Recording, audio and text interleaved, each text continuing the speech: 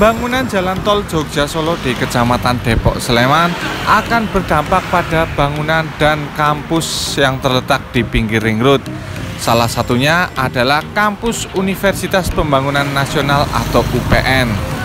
Nah, kampus ini kabarnya hanya akan terkena dampak tol sampai halaman saja.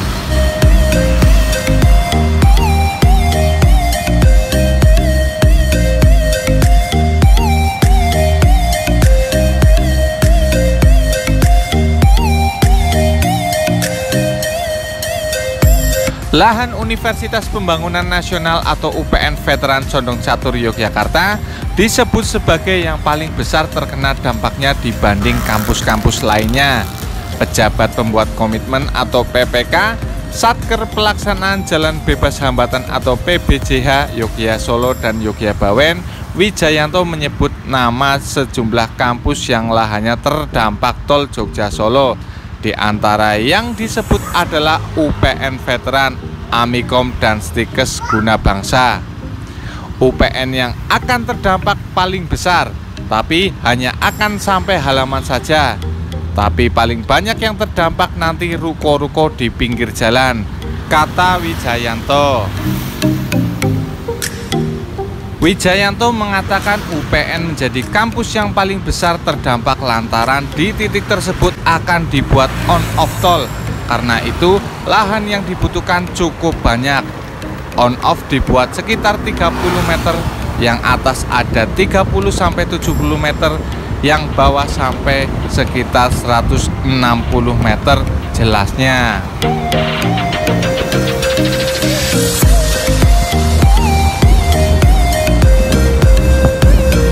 Nah, di ring road barat ini nantinya akan dibangun persiapan tol Jogja YIA. Desain tol yang nantinya akan dibangun di atas ring road barat ini atau elevated pun telah selesai. Artinya tol akan melayang di atas ring road ini, sedulur. Pembangunan tol Jogja YIA nantinya akan dimulai dari junction atau simpang susun Sleman di Tirtoadi hingga YIA Kulon Progo, melintasi ring road barat secara elevated atau melayang.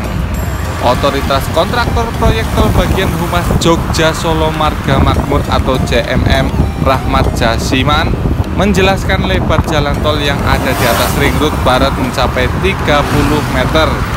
Kebutuhan lahan totalnya kurang lebih dari 30 meter, sedangkan lebar jalan 25 meter, ujarnya.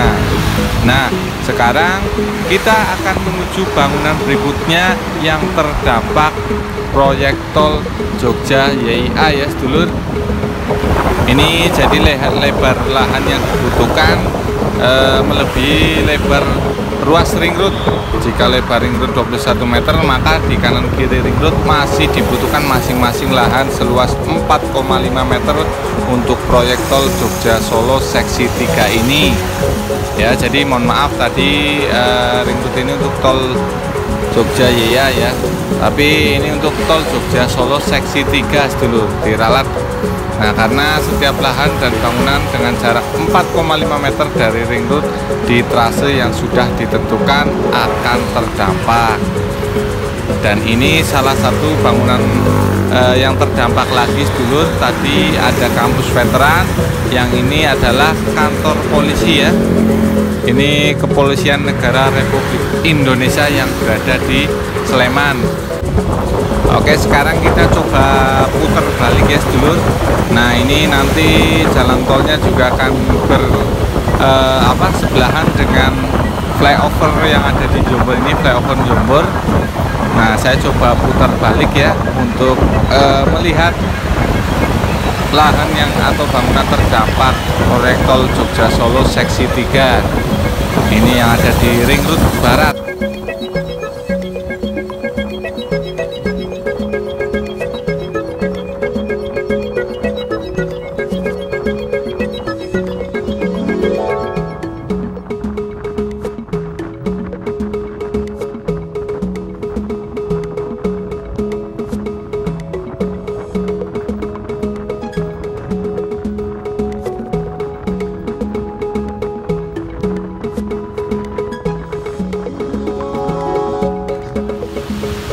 Nah, ini saya sudah putar balik.